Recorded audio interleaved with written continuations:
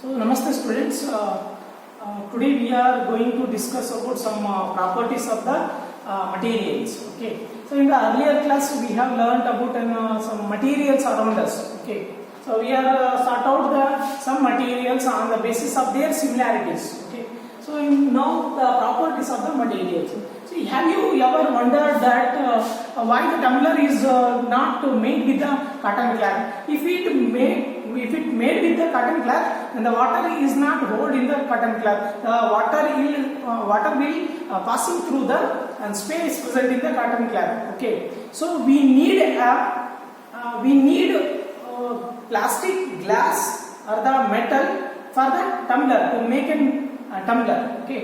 So see some materials. The cotton has some different some property. Similarly, the metals have some properties. Okay. So on basis of that appearance, we are classify the materials. Okay. So now the properties of the materials. So what are those properties? See, appearance. How they looks. Okay. So see, materials are usually looks different from one another. Okay.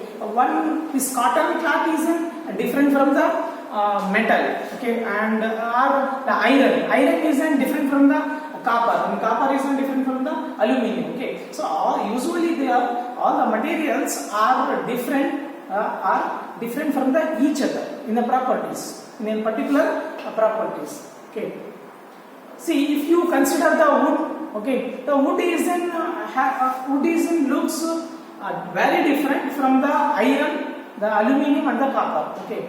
So if you go the iron has similar properties, similar properties when we compare this copper and the aluminium. Okay. So see, here iron has some same properties and similarities between the copper and the aluminium, whereas the wood is very different from these materials. Okay, or these metals. Okay.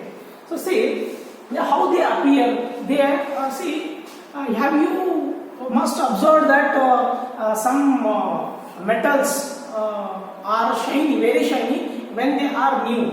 Okay. So later they get they coated with the red powder. Okay. That is what generally we call it as rusting of iron. Okay. So why this rusting of iron is happens? It is because of the action of the moisture and the air.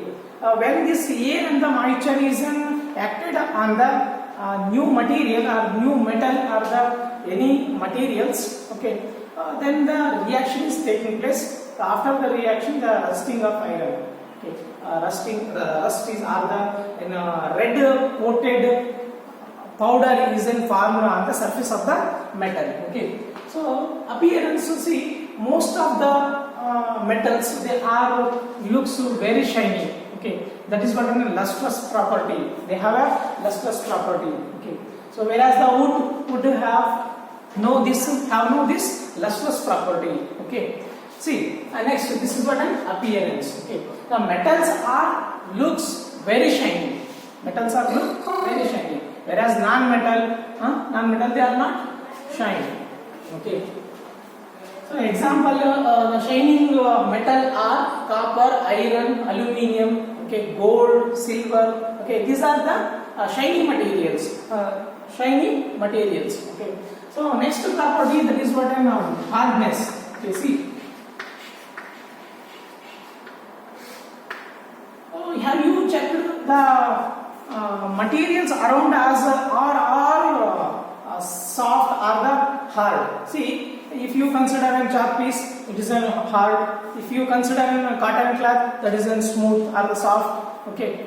See, some materials have the softness. Okay. Whereas some materials are hard. Okay. It is because of an arrangement of particles, arrangement of atoms, or the ions, or the molecules. Okay. So depending upon their strength, we are classifying the materials into soft materials and hard materials. Okay, hard materials. When we call it soft, a material which can be scratched and compressed easily, then we call it as that is what, and soft. What? Soft. Okay. If the material is not easily scratched and compressed, we cannot compress this chalk piece easily. Okay. So then it is what? Hard materials. Okay. Soft materials and the hard materials. Okay. So next is the soluble and the insoluble. Soluble or insoluble.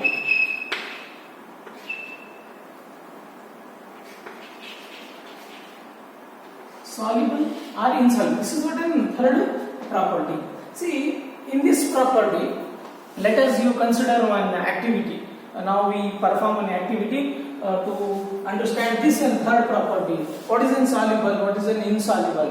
See, now I am going to take one beaker with 100 ml of water. Okay.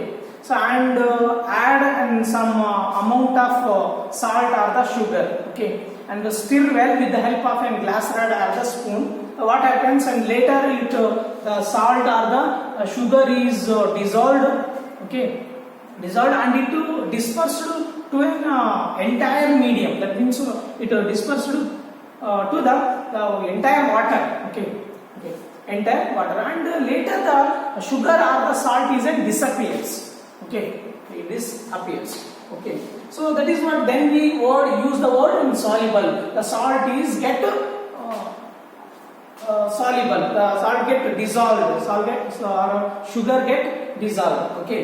So when we call this word insoluble, okay. Suppose the similar beaker containing 100 ml of water and add 10 grams of the soil or the small stones. Okay. What happens? The small stones, they are heavier, so that they are denser particles. They are settled at the bottom. Okay. Without dissolving. Okay. Without dissolving. Okay. Then we would use the word insoluble. The substances are insoluble. Okay. So these are the three properties of the material. So one is an appearance, and second one is an hardness, and third one is an soluble or the insoluble. Okay. So tomorrow class we will discuss about transparency. Okay. Thank you.